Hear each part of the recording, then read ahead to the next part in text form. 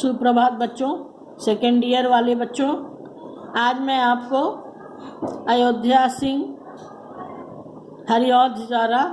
सिंह उपाध्याय हरिऔध जी के द्वारा रचित पवन दूतिका के दोहा नंबर जो पद्यांश संख्या 14, 15, 16, 17, 18, 19 और 20 की व्याख्या करूंगी। आप इसे कृपया ध्यान से सुने और इसका पीडीएफ आपको बहुत पहले मिल गया है। आज इसके प्रश्न उत्तर भी आपको मिलेंगे। पद्यांश लिखना होगा और पद्यांश से संबंधित प्रश्नों के उत्तर आपको लिखे हुए आज मिलेंगे। उन्हें भी आप अपनी कॉपी में जीवनी उतारी होंगी, उसी के साथ उतार लीजिएगा। तो बच्चों देखिए पद्यांश नंबर 14। जैसा कि आपको पूर्व में मैंने बताया कि राधा पवन को अपनी दूती बनाकर यानी संदेशवाहिका बनाकर उन्हें कृष्ण के पास मथुरा भेज रही हैं और उन्हें बता रही हैं कि पवन दूतिका को बता रही हैं राधा कि उनका कृष्ण कैसा है। उसी क्रम में उन्होंने पवन दूतिका से कहा, राधा कहती हैं, राजाओं सा सिर पर लसा दिव्य आपीड़ होगा, शोभा होगी उभय श्रुति में स्वर्ण के कुंडलों की, नाना रत्ना कलित भुज में मंजू केयूर होंगे, मोती माला लसित उनका कंभूसा कंठ होगा।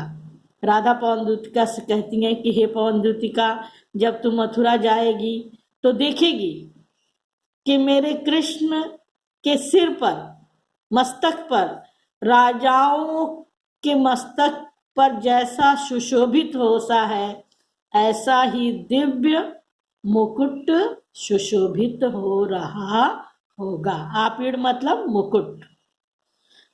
जैसा राजाओं के मस्तक पर सुशोभित होता है वैसा ही दिव्य मुकुट मेरे कृष्ण के मस्तक पर भी सुशोभित हो रहा होगा। उनके उभय मतलब दोनों, श्रुति मतलब कान, उनके दोनों कर्णों में, कर्ण मतलब भी कान, श्रुति मतलब भी कान, तो उनके दोनों कर्ण में स्वर्ण के कुंडल शोभायमान हो रहे होंगे। स्वर्ण अर्थात सोना। नाना रत्ना कलित भुज में मंजू केयूर होंगे। मंजू सुंदर, केयूर मतलब होता है भुजबंद, जो भुजाओं में बांधा जाए उस आभूषण को भुजबंद कहते हैं और उसको केयूर कहते हैं। और उनकी भुजाओं में, उनकी बलिष्ठ भुजाओं में रत्ना कलित, नाना प्रकार के रत्नों से निर्मित सुंदर भुजबंध बंधा होगा। और उनके कंबू से कंठ पर, शंख के समान कंठ पर मोती की माला सुशोभित हो रही होगी। तो राजाओं सा सिर पर दिव्य मुकुट होगा, दोनों कानों में सोने के कुंडल सुशोभित हो रहे होंगे और नाना प्रकार के दिव्य रत्नों से जड़ित सुंदर भुजबंध उन्होंने अपनी भुजाओं में बांध रखा होगा। और उनके सुंदर से शंख के समान कंठ पर मोतियों की माला सुशोभित हो रही होगी। तो बच्चों आपने देखा कि इसको आपको देखने के लिए ये ध्यान रखना होगा। एक आपीड़ हो गया यानी मुकुट हो गया, दूसरा उन्होंने क्या पहन रखा है आभूषण, कुंडल पहन रखा है, तीसरा उन्होंने कयूर अर्थात भुजबंद पहन रखा है और चौथा मोती की माला पहन रखी है। कंबुसा उपमा अलंकार और हिंदी खड़ी बोली का प्रयोग है, ये आप सब जान रहे हैं। आगे कहती हैं पवन दूतिका से राधा, तेरे में है न यह गुण जो तू व्यथा सुनाए, व्यापारों को प्रखर मति और युक्तियों से चलाना, बैठे जो हो निज सदन में मेघ सी कांति वाले, तो चित्रों को इस भवन के ध्यान से देख जाना। कि हे पवन दूतिका, तेरे में यह गुण नहीं है कि तू अब मेरी व्यथा, मेरे कष्ट को अपने मुख से सुना पाए। तो तू अपने मुख से नहीं सुना सकती, किंतु तुम अपने कार्य व्यापार को प्रखर, तेज, मति, बुद्धि और उपाय से बताना, कि तुम अपनी बात को अपनी तेज बुद्धि और अपने उपाय से उस कृष्ण को बताना, उसे ये ज्ञात करा देना कि मेरा क्या दुख है, मेरी क्या व्यथा है, मेरी क्या चिंता है, मैंने तुझे क्यों मथुरा भेजा है। बच्चों, इसी क्रम में राधा कहती हैं कि जब तेरे मुख से सुनाने का गुण नहीं है मेरी व्यथा, तो तू कैसे करेगी, अपने कार्य व्यापार को संपादित कैसे करेगी। बैठे जो हो निज सदन में मेघ सी कांति वाले, कि निज मतलब अपने, सदन मतलब घर में, मेघ मतलब बादल, बादल सी कांति वाले अर्थात प्रभा वाले, चमक वाले, कि जो अपने भवन में मेरे कृष्ण जो बादलों के समान सामने वर्ण वाले हैं बैठे हो, तो उस भवन के चित्रों को ध्यान से तू देखती चली जाना। साधारण शब्दों में कहें, जहां कृष्ण बैठे हो अपने घर में, सांवले सलोने प्रिय कृष्ण मेरे बैठे हो, उस भवन में लगे हुए जो चित्र हो उसे तू ध्यान से देख जाना। जो चित्रों में विरह विथुरा का मिले चित्र कोई, तो जाके निकट उसको भाव से यूं हिलाना, प्यारे होके चकित जिससे चित्र की ओर देखें, आशा है यूं सुरति उनको हो सकेगी हमारी।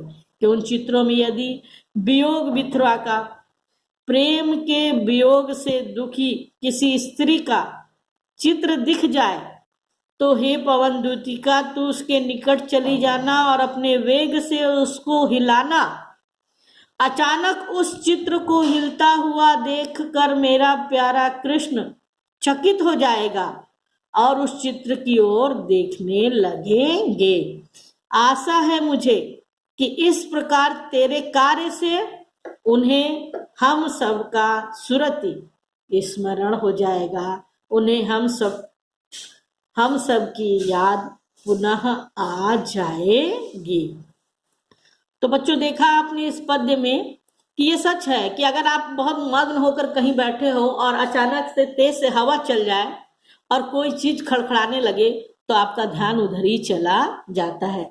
तो यहाँ बड़ी चतुराई से राधा पवन दूतिका को बताती हैं कि वो किस तरह कृष्ण के पास जाएं, चित्रों को देखें, और जो भी चित्र इसमें वियोग में डूबी हुई दुखी स्त्री का मिले, उस चित्र के पास जाकर उस चित्र को अपने वेग से हिला दे, जिससे कि कृष्ण को उनका स्मरण हो जाए।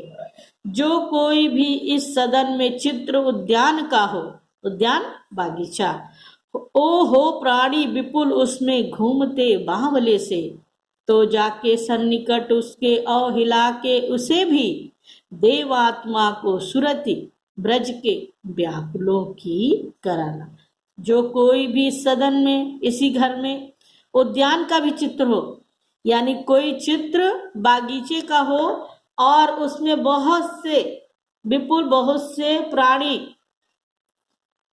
लोग बावले होकर घूम रहे हो, तो ऐसे चित्र के सन्निकट समीप जाना और उसे भी अपने वेग से हिला देना।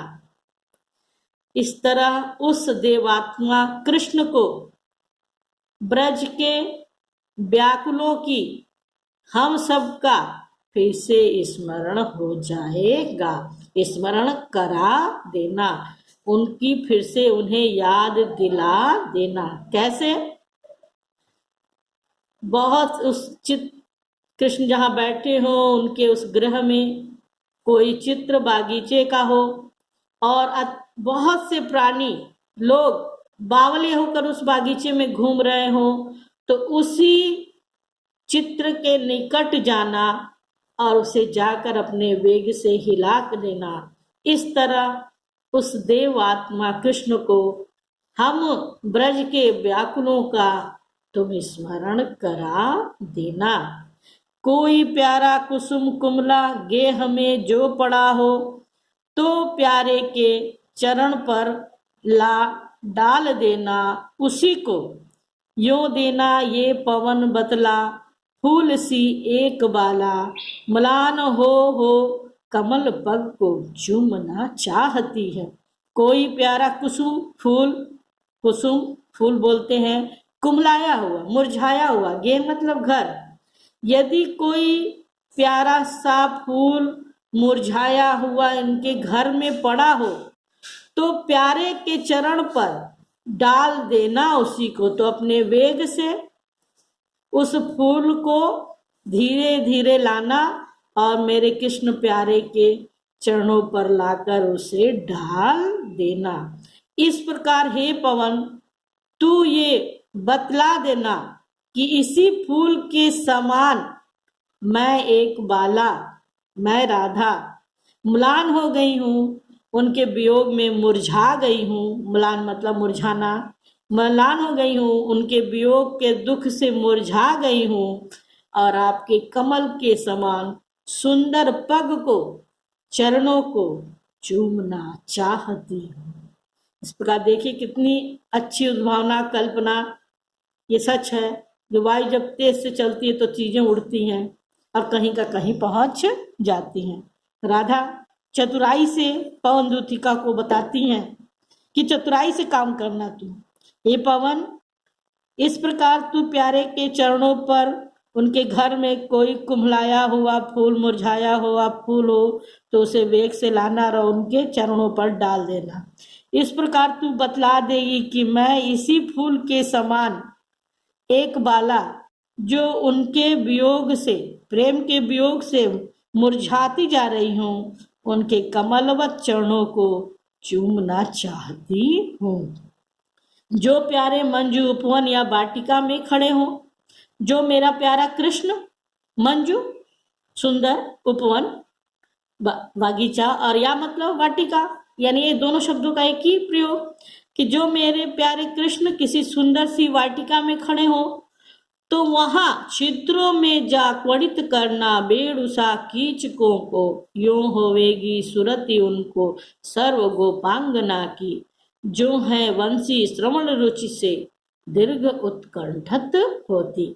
इस प्रकार हे पवन दूतिका, तू देखना कि यदि मेरा प्यारा कृष्ण किसी उपवन या वाटिका में या बागीचे में खड़े हो, तो वहां लगे हुए कीचक मतलब बांस, कीचक मतलब बांस, कीचक अर्थात बांस, तो उन बांस के झुरमुटों में तू चली जाना, प्रविष्ट हो जाना और उसके छिद्रों में जाकर, उस बांस के छिद्रों में जाकर, छेदों में जाकर बंसी के समान क्वड़ित करना, उसे बजाना।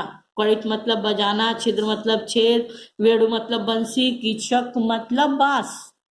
आपने देखा होगा जो बांस होते हैं ना, उसके अंदर पोल सी होती है, छेद होता है, और बांस को काट कर ही बंसी बजाई जाती है। उद्भावना उत्तम है कि छिद्रों में जाना, बांसों के छिद्रों में प्रवेश कर जाना और बंसी के समान उन बांसों को टुकड़ित करना, बजाना। यो होगी सुरति, इस प्रकार उन्हें स्मरण करवा देना कि हम सब गोपांगना, हम समस्त गोपिकाएं, सर्व समस्त गोपांगना गोपिकाएं उनके बंसी श्रवण से, केवल उनके बंसी बजेगी ऐसा सुनेंगे हम, इसी बात से ही जो उत्कंठित हो जाती थी, जिज्ञासु हो जाती थी, रोमांचित हो जाती थी, ऐसी हम सभी गोपिकाओं की उन्हें याद अवश्य आ जाएगी। फिर से देखिए कि जब तू बांसों में प्रविष्ट होकर, बांसों के छिद्रों में प्रविष्ट होकर जाएगी, तो बंसी के समान उसे बजाना। इस प्रकार कृष्ण को हमारा स्मरण हो जाएगा, उन गोपिकाओं की जो केवल कृष्ण की बंसी सुनने के मात्र से ही उत्कंठित हो जाया करती थी। लाके फूले कमल दल को श्याम के सामने ही, थोड़ा थोड़ा विपुल जल में व्यग्र हो डुबाना। यो देना ए भगनी जतला, एक अम्भोज नेत्रा, आंखों को हो विरह बिथुरा, बारी में बोरती है।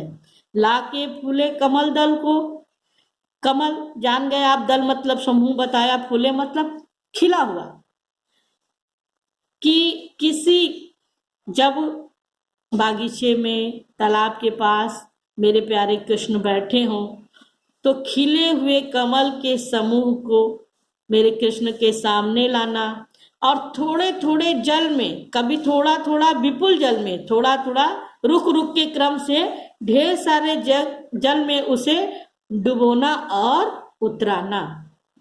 इस प्रकार हे भगनी, यहाँ पे देखिए उन्होंने पवन द्युतिका को भगनी अर्थात बहन कहकर संबोधित किया, आत्मीय संबोधन दिया है यहाँ पर। पवन द्युतिका, पवन का मानवीकरण भी किया, मानो पवन कोई वस्तु नहीं होकर एक जीवित स्त्री हो, और अब उन्होंने आत्मीयता जताते हुए उसे भगनी अर्थात अपनी बहन के रूप में संबोधित किया। इस प्रकार हे पवन द्युतिका रूपी बहन, तू ये बतला देना उस कृष्ण को कि एक अम्भोज नेत्रा, नेत्रों के, देखिए अम्भोज नेत्रा बोलते हैं राधा जी को, कमल की पंखुड़ियों के समान नेत्रों वाली, कमल के पंखुड़ियों के समान नेत्रों वाली मैं राधा अपने आंखों को भी इसी तरह विरह के वियोग रूपी वारी में, जल में बार बार डुबोती हूँ। अर्थात जिस तरह यह खिला हुआ कमलों का समूह कभी जल में डूब जाता है, फिर ऊपर आता है, फिर डूब जाता है, फिर ऊपर आता है, उसी तरह मेरे नेत्रों में सदैव जल भरा रहता है, अश्रु भरा रहता है। मैं अश्रु पोंछती हूँ, फिर मेरे नेत्र अश्रुओं से भर जाते हैं। इस प्रकार हे पवन द्युतिका रूपी बहन, तुम अपने इस प्रकार की प्रखर बुद्धि से और उत्तम उपाय और कार्य व्यापार से हमारी अर्थात मेरी और समस्त गोपिकाओं की, ब्रज के वासियों की मथुरा जाकर उन्हें याद दिला देना।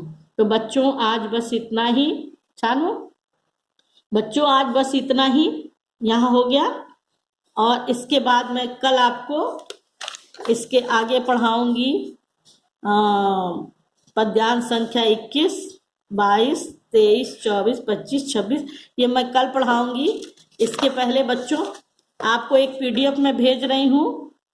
पीडीएफ में ये क्वेश्चन है आपके लिखे हुए, इस क्वेश्चन को आप पूरी कॉपी में उतारेंगी यहाँ तक, फिर ये प्रश्न उतारेंगी, और इस प्रश्न के बाद मैंने उत्तर भी भेजे हुए हैं आपको लिखकर, फिर ये क्वेश्चन उतारेंगी, पद्यांश उतारेंगी, इसका प्रश्न उतारेंगी, और देखिए इसी तरह मैंने आपको उत्तर का पीडीएफ बना के भेजा है। पद्यांश की उत्तर नंबर क का उत्तर नंबर 1, फिर उत्तर नंबर 2, उत्तर नंबर 3, उत्तर नंबर 4 और 5। उसी तरह दूसरे पद्यांश को पूरा लिख लीजिएगा, प्रश्न लिख लीजिएगा, फिर उत्तर उतार लीजिएगा 1, 2, 3, 4 और 5।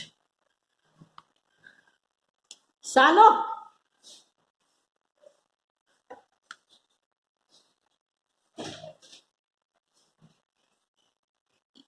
अरे